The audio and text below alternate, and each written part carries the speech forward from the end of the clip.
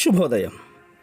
Global బెతేనియా Calvary ministry తరపున ఈ ఉదయకాల సమయంలో మరొకసారి మీ అందరితో కూడా కలుసుకొని దేవుని యొక్క పరిశుద్ధమైన మాటలు ధ్యానించుటకును దేవుడు నాకు ఇచ్చిన మధురమైన అవకాశమును బట్టి నేను దేవునికి ప్రత్యేకమైన వందనాలు తెలియచేసుకుంటూ ఉన్నాను. ఈరోజు కూడా పరిశుద్ధమైన గ్రంథములో నుండి మరొక అద్భుతమైనటువంటి మాటను చదువుకుందాం. మొదటి సామ్యూయేలు గ్రంథం 17వ అధ్యాయము 46వ వచనాన్ని నేను చదువుతున్నాను, దయచేసి గమనించమని ప్రభు పేరిట మనవి చేస్తూ ఉన్నాను. మొదటి సామ్యూయేలు గ్రంథం 17వ అధ్యాయము 46వ వచనం. ఈ దినమున యెహోవా నిన్ను నా చేతికి అప్పగించును, నేను నిన్ను చంపి నీ తల తెగ నరికివేతును. ఇశ్రాయేలీయులలో దేవుడున్నాడని లోక నివాసులందరూ తెలుసుకున్నట్లు నేను ఈ దినమున ఫిలిప్సుల యొక్క కళేబరములను ఆకాశ పక్షులకును భూమృగములకును ఇత్తును. దేవునికి స్తోత్రం కలుగునుగాక. అవును ప్రియులారా, దావీదు యొక్క విశ్వాసపు యొక్క మాటలను గమనించండి. గొల్యాతును ఎదుర్కోవడానికి వెళ్ళిన దావీదు గొల్యాతు యొక్క శరీరమును బలమును చూచి తన బలము చాలదని గ్రహించి యుద్ధం చేసేది నేను కాదు కదా, దేవుడే అని తలంచుకున్నాడు. ఆయన బలమును ఊహించుకున్నాడు. ఆకాశము ఆయన సింహాసనము, భూమి ఆయన పాదపీఠమని అంత గొప్ప దేవుని యొక్క శక్తిని గ్రహించి దేవునిలో నుండి గొల్యాతు యొక్క బలమును ఎత్తును చూచినప్పుడు దావీదుకు గొల్యాతు కుక్క వలె కనిపించాడు.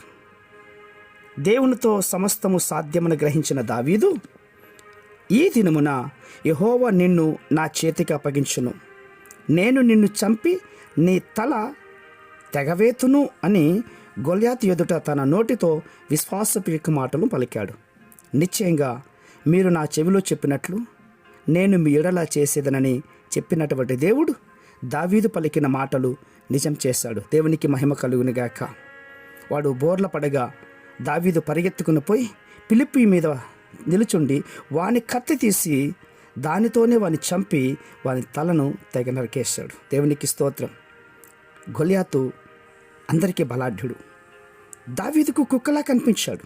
ఎందుకంటే అందరూ గొల్యాతును తన శక్తితో పోల్చుకున్నారు గనక. 6 మూరల జానుడు కనపడ్డాడు. దావీదు గొల్యాతును శక్తిని దేవుని యొక్క శక్తితో పోల్చుకున్నాడు గనక దావీదుకు గొల్యాతు కుక్కలా కనిపించాడు. ఈరోజు ప్రతి చిన్న కుక్క లాంటి సమస్య నీకు గొల్యాతలా కనిపిస్తున్నాయేమో, కానీ దేవుని బలమైన విశ్వాసంపై ఉంచినప్పుడు ప్రతి సమస్య నీకు కుక్కలా కనిపిస్తుంది. ప్రియ సహోదర సహోదరుడా, నీ పరిస్థితిని వాగ్దానములకు పూర్తిగా వ్యతిరేకంగా దిశలోనే ఉంటుందేమో, భయపడద్దు, అవిశ్వాసం రానియద్దు, జడియద్దు. దావీదు జీవితంలో వాగ్దానం పూర్తి చేసిన దేవుడు, నెరవేర్చిన దేవుడు. నువ్వు ఎటువంటి పరిస్థితుల్లో ఉన్నప్పటికీ కూడా దావీదులా నువ్వు కూడా నమ్ము. దేవుడు మార్పు లేనివాడు, సమస్తమును నూతనమైనదిగా మారుస్తాడు. మారాను మధురంగాను, నీటిని ద్రాక్షరసంగాను, కన్నీటిని నాట్యంగాను, చీకటిని వెలుగుగా మారుస్తాడు. ఇప్పుడే మోకరించి ప్రార్థించు. వాగ్దానమును నీ నోటితో విశ్వాసంతో ఒప్పుకో. మహాపరిశుద్ధమైన మా ప్రియ పరలోకపు తండ్రి, విత్తబడిన మాటలు వింటున్నటువంటి వారందరికీ నీ కూడా ప్రభువా జీవితంలో నీరు కట్టి ఫలింపు చేసి వారి సమస్యల నుండి ఇప్పుడే విడుదల పొందుకోవడానికి సహాయం చేయండి. అట్టి కృప మీరు దయచేస్తున్నకే స్తోత్రాలు అర్పించుకుంటూ చిన్న ప్రార్థనను మా రక్షకుడిని యేసయ్య బట్టి అడిగి వేడుకొని పొందుతున్నాం మా తండ్రి. ఆమేన్, ఆమేన్, ఆమేన్.